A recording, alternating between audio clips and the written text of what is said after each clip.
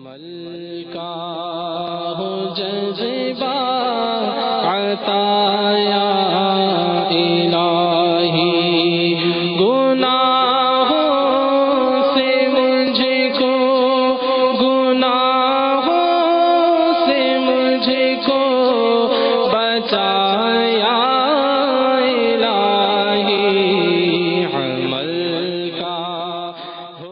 جس طرح صدقہ دینا چاہیے اس میں کچھ باتوں کا خیال بھی رکھنا چاہیے۔ پہلے بات، سب سے پہلے تو یہ کہ صدقہ اللہ رب العالمین کی رضا کی خاطر دیا جائے۔ دوسرا یہ کہ صدقہ حلال مال سے دیا جائے۔ تیسرا یہ کہ صدقہ لوگوں کو دکھانے کی بجائے صدقہ چھپا کر دیا جائے۔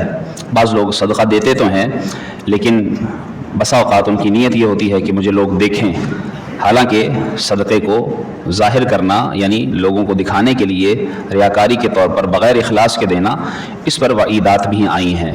تو اس لیے مسلمان کو چاہیے نہ صرف صدقہ بلکہ اپنا ہر نیک عمل اللہ رب العالمین کی رضا کی خاطر کرے، کیونکہ جس طرح صدقہ دینے کی فضیلت ہے ایسے ہی صدقہ چھپا کر دینے کی فضیلت بھی وارد ہوئی ہیں۔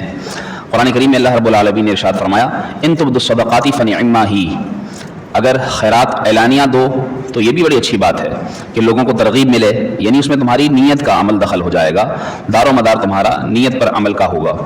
لیکن اگر وَإِن تُخْفُوهَا وَتُؤْتُوهَا الْفُقَرَاءَ فَهُوَ خَيْرٌ لَكُمْ، اور اگر چھپا کر دو گے تو یہ تمہارے لیے سب سے بہتر ہے، کیونکہ مسلمان کے اعمال پر شیطان بڑی کڑی نظر رکھتا ہے اور وہ اسے ہر معاملے میں بہکانے کی کوشش کرتا ہے۔ تو ایسا نہ ہو کہ تمہارے دل میں کہیں دکھاوا آ جائے اور تم دو بھی اور وہ دیا ہوا تمہارے لیے اتنا فائدہ مند نہ ہو جتنا اخلاص کے ساتھ دینا فائدہ مند ہوتا۔ اس لیے اللہ رب العالمین کی راہ میں جب تم دو تو چھپا کر دو۔ وَيُكَفِّرُ عَنْكُم مِّن سَيِّئَاتِكُمْ، اگر تم اس طرح چھپا کر دیتے ہو تو تمہارے گناہ بھی گھٹیں گے اور اللہ رب العالمین تمہارے گناہوں کو معاف فرما دے گا۔ ایسے ہی ایک مقام پر قرآن کریم میں اللہ تعالیٰ نے ارشاد فرمایا، الذین ينفقون اموالهم باللیل والنہار سرا وعلانیہ، اس آیہ کریمہ کے متعلق لکھا گیا کہ یہ حضرت علی رضی اللہ تعالیٰ عنہ کے بارے میں نازل ہوئی۔ کیوں؟ کیونکہ اس میں 4 طرح کے صدقہ کا ذکر ہوا کہ وہ جو اپنے مال کو خیرات کرتے ہیں دن میں رات میں، دکھا کر یعنی لوگوں کے سامنے اور چھپا کر۔ تو حضرت علی رضی اللہ تعالیٰ عنہ کے پاس ایک مرتبہ صرف 4 ہی درہم تھے اور آپ نے ان 4 طریقوں سے یہ درہم خیرات فرمائے، دن میں بھی رات میں بھی، اور لوگوں کے سامنے بھی خیرات کیا اور آپ نے چھپا کر بھی خیرات کیا۔ تو اللہ تبارک و تعالیٰ نے یہ آیہ کریمہ نازل فرمائی۔ تو اس سے معلوم ہوتا ہے کہ ہمیں ہر وقت صدقہ و خیرات بھی کرنا چاہیے اور ہر اعتبار سے صدقہ خیرات کرنا چاہیے۔ اگر لوگوں کے سامنے دیں تو نیت یہ رکھیں کہ میں اللہ کی رضا کے لیے دے رہا ہوں، لیکن اس نیت سے بھی دے رہا ہوں کہ دوسرے لوگوں کو بھی ترغیب ملے، ورنہ چھپا کر دیں اس نیت سے کہ میں اللہ کی خاطر اخلاص سے دے رہا ہوں اور اس لیے کہ جس کو دے رہا ہوں اس کا بھرم رہ جائے، لوگوں کے سامنے اس کو ذلیل یوں نہ کروں کہ دیکھو میں اس کو دیتا ہوں اور پھر کل کو اس کے دوسروں کے سامنے اس پر احسان جتائے کہ دیکھو میں نے تمہیں دیا تھا۔ تو اس لیے مسلمان کو چاہیے کہ چھپا کر صدقہ خیرات کرے۔ رسول اللہ صلی اللہ علیہ وآلہ وسلم نے ارشاد فرمایا، اچھی حدیث پاک ہے کہ 7 افراد ایسے ہیں جنہیں اللہ تعالیٰ قیامت کے دن اپنے عرش کے سائے میں جگہ عطا فرمائے گا، اور اس دن عرش کے سوا کوئی اور سایہ نہیں ہوگا، اس دن سایہ مل جانا بڑی بات ہوگی۔ اور وہ 7 افراد کون ہیں؟ عادل حکمران پہلا، دوسرا وہ نوجوان جس نے اللہ کی عبادت میں اپنی زندگی گزار دی، تیسرا وہ شخص جس کا دل مسجد میں لگا رہے، چوتھا وہ 2 شخص جو اللہ کی رضا کے لیے ہی ملیں اور اللہ کی رضا پر ہی جدا ہو جائیں، پانچواں وہ شخص جسے کوئی صاحب مال یا صاحب جمال عورت گناہ کے لیے بلائے اور وہ یہ کہے کہ میں گناہ نہیں کروں گا بلکہ میں اللہ سے ڈرتا ہوں، چھٹا وہ شخص جس کی آنکھیں تنہائی میں اللہ کا ذکر کرتے ہوئے بہہ پڑیں، جس کی آنکھوں سے آنسو جاری ہو جائیں اللہ کے ذکر کرتے ہوئے، اور ساتواں وہ شخص جو اس طرح چھپا کر صدقہ دے کہ اس کے دائیں ہاتھ نے جو صدقہ دیا تو اس کے بائیں ہاتھ کو بھی پتہ نہ چلے، یعنی چھپانے کا اس قدر جو ہے وہ اہتمام کرے کہ مثال کے طور پر یوں دیا گیا، سمجھایا گیا، بتایا گیا کہ دیا ہوا ایسے دے کہ اس کے اپنے ہاتھ بھی پتہ نہ چلا پائیں، یعنی کمال انتہائی احتیاط کے ساتھ چھپا کر صدقہ خیرات کرے۔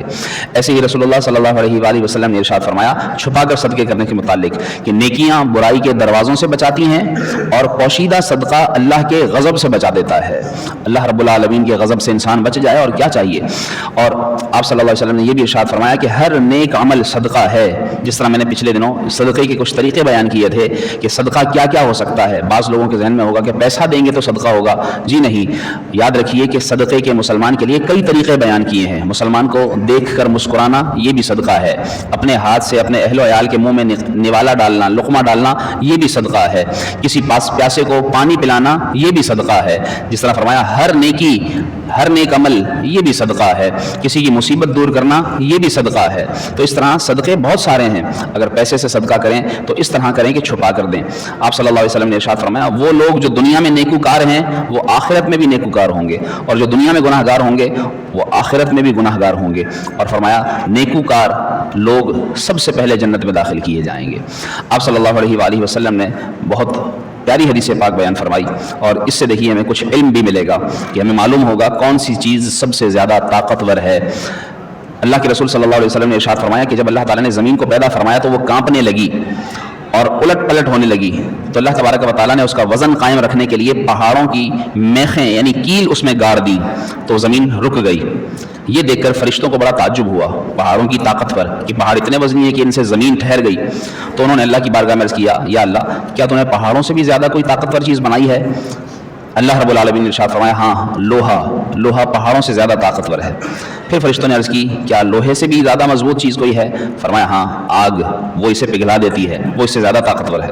پھر پوچھا کہ کیا آگ سے بھی کوئی زیادہ طاقتور چیز ہے؟ اللہ تعالیٰ نے فرمایا ہاں پانی آگ کو بجھا دیتا ہے. پھر فرشتوں نے پوچھا یا اللہ کیا پانی سے بھی کوئی بڑی چیز طاقتور چیز ہے؟ اللہ تعالیٰ نے ارشاد فرمایا ہاں ہوا ہے جو پانی کو ادھر ادھر لے جاتا ہے. پھر فرشتوں نے عرض کیا کہ یا اللہ کیا ہوا سے بھی کوئی زیادہ مضبوط چیز تو نے پیدا فرمائی ہے؟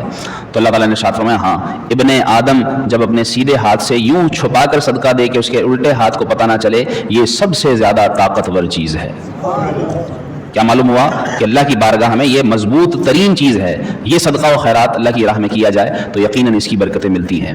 اس لیے ہمیں چاہیے کہ ہم چھپا کر صدقہ دیں. رسول اللہ صلی اللہ علیہ وسلم کے صحابہ کرام کے دور میں ایک بزرگ فرماتے ہیں کہ 3 چیزوں کو جنت کا خزانہ سمجھا جاتا تھا. مرض کو چھپانا، آج لوگوں کی عادت ہوتی ہے مرض کو بتاتے پھرتے ہیں مجھے یہ ہو گیا، مجھے یہ مصیبت ہو گئی، یہ پریشانی ہو گئی. کوشش یہ کی جائے جب تک حاجت نہ ہو، جیسے طبیب کو بتانا ضروری ہے بتائیں گے مرض کو، ورنہ سب کو بتانے کی ضرورت نہیں ہے. مرض چھپانا. دوسرا مصیبت یا پریشانی بھی چھپائی جائے، صرف صدقہ چھپا کر نہ دیا جائے. اور بھی چیزیں ہیں چھپانے والی کہ لوگوں کے سامنے اپنی پریشانی تنگی چھپا کر رکھیں، سب کے سامنے روتے نہ پھریں، ہر ایک کو بتاتے نہ پھریں، صرف اللہ کے آگے کہیں. اور تیسرا چھپا کر صدقہ کرنا. یہ 3 چیزیں جنت کے خزانوں میں سے ہیں. ظاہر سی بات ہے کہ جنت کے خزانے سے مراد کہ جس کے پاس یہ ہوگا وہی جنت میں جا کر ان خزانوں کو پائے گا. اس لیے صبر کرنا چاہیے.